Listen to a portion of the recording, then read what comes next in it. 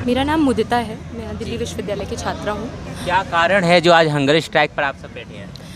आज Saint Stephen's College की hearing है कोर्ट में। इस मामले को लेकर दिल्ली विश्वविद्यालय और सेंट स्टीफेंस के बीच में एक टसल चल रहा है, जहाँ पर सेंट स्टीफेंस कॉलेज तुला हुआ है, अड़ा हुआ है कि वो हर साल की तरह इस साल से भी अपना 15% एडमिशन के प्रोसेस में इंटरव्यू को वेटेज देने की जो प्रक्रिया है उसको जारी रखना चाहता है। अब यहाँ से हम ये कह रहे हैं और ये सच है कि ये जो इंटरव्यू की प्रक्रिया है ये एक एलिटिस्ट डिस्क्रिमिनेटरी पॉलिसी है सेंट स्टीफेंस कॉलेज की। इसे ख़त्म किया जाना चाहिए। Saint Stephen's College Delhi University का एक पब्लिक फंडेड कॉलेज है, ये प्राइवेट नहीं है, ये जनता के पैसे से चलता है। और पूरी यूनिवर्सिटी में जब एक समान दाखिला प्रक्रिया है तो सेंट स्टीफेंस कॉलेज को क्यों अलाउ किया जाए कि वो ये दोहरी दाखिला नीति को जारी रखे। तो उसी को लेकर आज हियरिंग है कोर्ट में।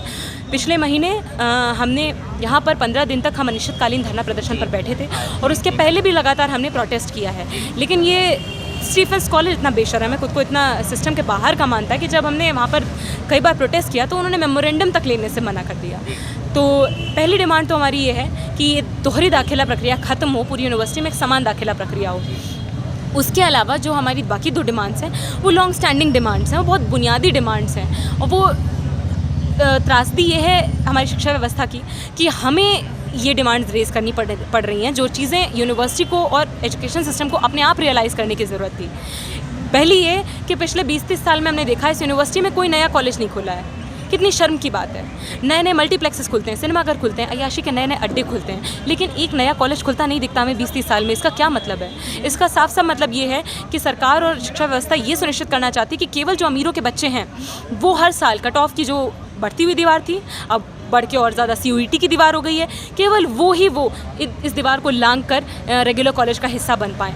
बाकी जो बहुसंख्यक जनता के बच्चे हैं जो डिप्राइव सेक्शन से आ रहे हैं वो मजबूर होते रहे हैं यहाँ से छटने के लिए, यहाँ से बेदखल होने के लिए। और इग्नू, SOL और NC वेब में पढ़ाई के नाम पर, शिक्षा के नाम पर जो उनके साथ मजाक होता है वहाँ पर दाखिला लेकर समाज में सस्ता मजदूर बनने के लिए वो मजबूर होते रहें। तो ये ख़त्म हो, उसके लिए हमारी डिमांड है कि जब तक आप नए कॉलेज नहीं खोल रहे हैं तब तक आप सभी कॉलेज में इवनिंग बैच शुरू करिए।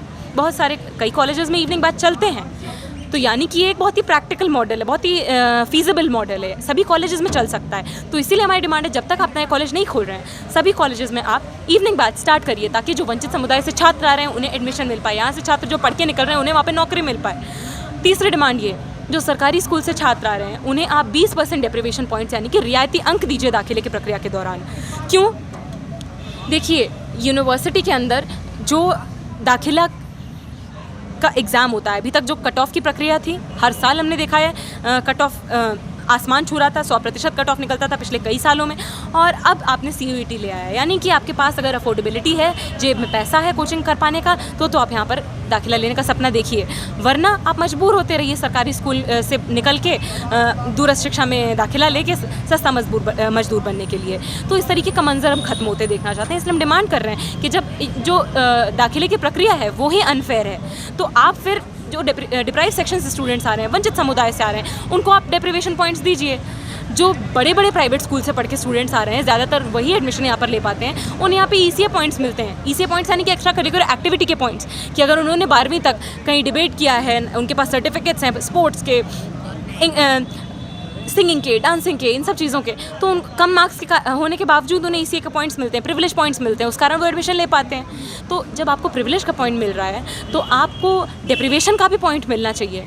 सरकारी स्कूल से जो छात्र आ रहे हैं वो छात्र हैं जो अपने स्कूल के दौरान प्राइवेट शिक्षा नहीं अफोर्ड कर पा रहे हैं, इसीलिए सरकारी स्कूल में पढ़ रहे हैं। तो उनका पहला अधिकार होना चाहिए यहाँ पर सरकारी उच्च शिक्षा पर, यानी कि इन पब्लिक फंडेड यूनिवर्सिटीज़ पर पहला अधिकार गवर्नमेंट स्कूल के स्टूडेंट्स का होना चाहिए। लेकिन हकीकत ये है जो कि शर्मनाक हकीकत है कि हर साल लाख स्टूडेंट यहाँ अप्लाई करते हैं और केवल 60-65 हज़ार स्टूडेंट्स को ही दाखिला मिलता है, जो कि संसाधन संपन्न परिवारों से आते हैं। ज़्यादातर जो गवर्नमेंट स्कूल से स्टूडेंट्स आते हैं उनमें एक बहुत छोटा हिस्सा ऐसा है जिसे या तो इवनिंग कॉलेजेस में एडमिशन मिलता है या BA programme, Sanskrit honours, Hindi honours, इस तरीके के कोर्सेज़ में एक छोटे हिस्से को एडमिशन मिल पाता है। बाकी बहुसंख्यक हिस्सा मजबूर होता रहता है कि वो SOL, यहाँ पर मुक्त शिक्षा विद्यालय कहा जाता है उसको, और जबकि असल में वास्तव में वो शिक्षा से मुक्ति विद्यालय हैं, वहाँ पर दाखिला लेने के लिए मजबूर होते हैं, जहाँ ना पढ़ाया जाता है, ना लिखाया जाता है, ना किताब समय पर दी जाती है, एग्ज़ाम के 1 हफ्ते पहले तक किताब नहीं दी जाती है।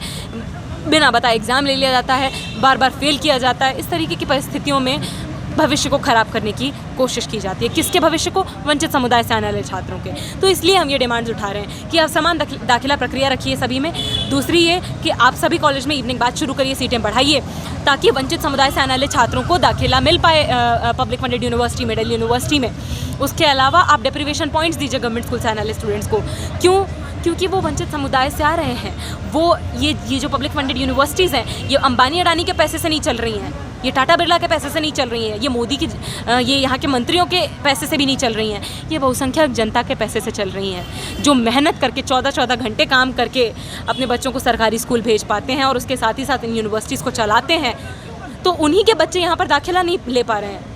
यहाँ पर जो सफाई का काम करते हैं, जो सिक्योरिटी गार्ड का काम करते हैं, यहाँ पर जो झाड़ू लगाते हैं यूनिवर्सिटी के बाहर और अंदर, उनके अपने बच्चे अगर यहाँ पर दाखिला नहीं ले पा रहे हैं, तो हमारी किस तरीके की शिक्षा व्यवस्था है, हमारे किस तरीके का ये यूनिवर्सिटी है, जो साफ साफ आपका कपड़ा देख के, आपकी इंग्लिश देख के, आपका बैकग्राउंड देख के आपको दाखिला देता है। इंटरव्यू के प्रोसेस का जानबूझकर फिल्टर रखता है, ये जानने के लिए कि आप अमानी इंटरनेशनल स्कूल से आए हैं या फिर आप दिल्ली के भी जो नाले के पास वाला स्कूल है, जहाँ पर ना साइंस है ना कॉमर्स है, 11वीं-12वीं में इंग्लिश लेने का भी ऑप्शन नहीं है, वहाँ से आए हैं। तो ये साफ साफ इस तरीके की जो शैक्षिक नस्ल भेद को जारी रखने की प्रक्रियाएं हैं, इन्हें ख़त्म किया जाए और वाकई में पब्लिक फंडेड एजुकेशन को बहुसंख्यक जनता के हित को केंद्र में रखते हुए उसकी दशा दिशा तय की जाए, उसके लिए एक्सेसिबल और इंक्लूसिव बनाया जाए। तो क्या लगता है कि क्या कारण है जो सीटें बढ़ाई नहीं जा रही हैं? क्या आगे उनकी वो रहेगी? आज हम भूख हड़ताल पर बैठे हैं। पहले भी हम हाँ, पहले इससे पहले भी जो प्रोटेस्ट हुए हैं, अभी पुतला फूंकने का जो प्रोटेस्ट, तब भी आप लोगों को मतलब जी यहाँ पर 15 दिन तक अनिश्चितकालीन धरने पर बैठे थे इन्हीं डिमांड्स को लेकर। उसके पहले भी हम लगातार यूनिवर्सिटी में जो ज़्यादातर छात्र गवर्नमेंट स्कूल से आते हैं और एसओएल में दाखिला लेने को मजबूर होते हैं, उनको उनका एक संगठित रूप से हम संघर्ष को जारी रख रहे हैं, बढ़ा रहे हैं, आगे बढ़ा रहे हैं। और देखिए, हम इस ऐसी व्यवस्था में रहते हैं जहाँ पर बिना मांगे, बिना लड़े, बिना आवाज़ उठाए हमें कुछ भी नहीं मिलता है। आज हम पढ़ पा रहे हैं इसलिए नहीं कि शिक्षा व्यवस्था की नेक दिली के कारण पढ़ पा रहे हैं, या ये चीज़ें हमें खैरात में मिल गई हैं, ये पढ़ने का अधिकार ये इसलिए मिला है हमें क्योंकि हमारे पूर्वजों ने बहुत संघर्ष किया है। सरकारी स्कूल तक जाने के लिए अय्यन कली जैसे लोगों ने जाने दी हैं, जिनके बच्चों को सरकारी स्कूल तक जाने के लिए अधिकार नहीं मिल रहा था। बाबा साहब अम्बेडकर की बात करें, उन्होंने भी तो कई आंदोलन चलाए, कई बार उन्होंने बच्चों को स्कूल तक पहुंचाने के प्रावधान भी बनाए। क्या कहना चाहेंगे? ज्योतिबा फूले, सावित्रीबाई फूले, फातिमा शेख, इन सभी ने भगत सिंह, इन सभी ने बराबरी पर, वाकई में बराबरी पर आधारित समाज का सपना देखा और उसके लिए संघर्ष किया। उसके लिए पिछड़ों के लिए, महिलाओं के लिए स्कूल खोले।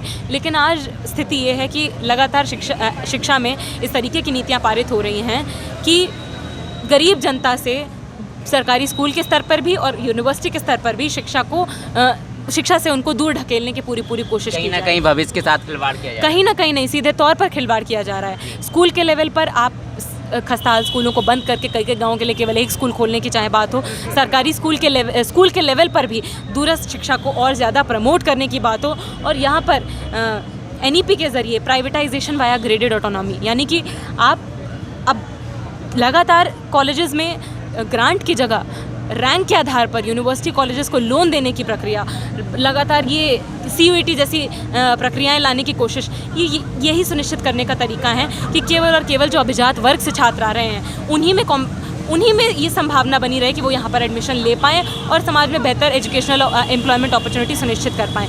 बाकी जनता का जो हिस्सा है वो अगर सफाई कर्मचारी के बच्चे हैं तो सफाई का ही काम करने के लिए मजबूर होते रहें, मजदूर के बच्चे हैं तो मजदूरी का ही काम करने के लिए मजबूर होते रहें, या कॉल सेंटर में खटने के लिए मजबूर होते रहें। इस तरीके के समाज को हम ख़त्म करना चाहते हैं। हम वाकई में शोषण मुक्त समाज, गैर बराबरी मुक्त समाज, बराबरी पर आधारित समाज की न सिर्फ कल्पना करते हैं, उसके लिए लगातार संघर्षरत हैं और तब तक संघर्ष करेंगे जब तक राष्ट्रपति हो, चाहे मजदूर का बच्चा हो, वाइस चांसलर हो, चाहे यहाँ के सफाई कर्मचारी का बच्चा हो, सभी को समान शिक्षा व्यवस्था वाले स्कूल, कॉलेज, यूनिवर्सिटी में पढ़ने को मिलेगा, KG से लेकर PG तक। तब तक हम अपने संघर्ष को जारी रखेंगे। जी, आपका नाम? मेरा नाम अंजिता है। तो कहीं ना कहीं डिजिटल प्लेटफॉर्म को ज़्यादा बढ़ावा दिया जा रहा है, इसके बारे में क्या कहना चाहेंगे? सॉरी, डिजिटल प्लेटफॉर्म, ऑनलाइन जो क्लासेस चल रही हैं उसको ज़्यादा बढ़ावा दिया जा रहा है, क्या कहना चाहेंगे? मैं तो यही कहूँगी कि ऑनलाइन जो भी क्लासेस होती हैं उसमें क्या हम पढ़ पा रहे हैं, सबसे बड़ा सवाल तो ये आता है क्या हम पढ़ पा रहे हैं। मटेरियल मिलता है आप लोगों को? नहीं, उसमें भी मटेरियल जो है ऑनलाइन, कोई मोबाइल किसी की सुविधा है किसी के घर में। ज़्यादातर जो छात्र हैं उनके घर में वाईफाई जैसी सुविधा नहीं होती है। वो अपना घर खर्च जो होता है वो चलाने के लिए भी उनको सोचना पड़ता है। तो आप सोच सकते हैं कि आज की डेट में जो रिचार्जेस इतने महंगे हो गए हैं वो नहीं पढ़ पाते हैं बच्चे। और साथ साथ हम चाहते हैं कि ऑफलाइन, ज़्यादातर ऑफलाइन पढ़ा जाए, क्योंकि ऑफलाइन में छात्र जो है अपने शिक्षक से जुड़ पाता है, समझ पाता है शिक्षा को और पढ़ पाता है बेहतर तरीके से। क्या लगता है जो विद्यार्थी जीवन स्कूल के अंदर मतलब क्लासों में होना चाहिए, आज वो सड़कों पर है, अपनी शिक्षा के लिए मांग कर रहा है, क्या कहेंगे? मेरा तो उस पर यही कहना है कि हम सभी छात्रों को, जो भी सरकारी स्कूलों में पढ़ते हैं, जो रेगुलर कॉलेज में पढ़ रहे हैं, सभी को एकजुट होने की ज़रूरत है।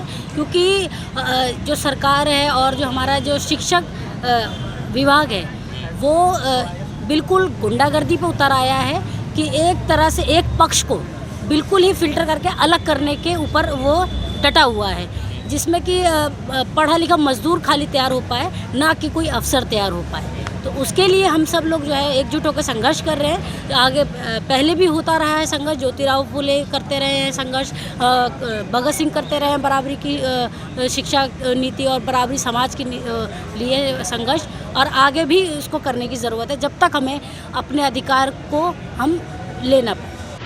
अगर आपने अभी तक हमारा चैनल सब्सक्राइब नहीं किया है तो सब्सक्राइब करें और घंटी का बटन बिल्कुल भी दबाना ना भूलें, ताकि सभी लेटेस्ट खबरें पहुंच सकें आप पे सबसे पहले।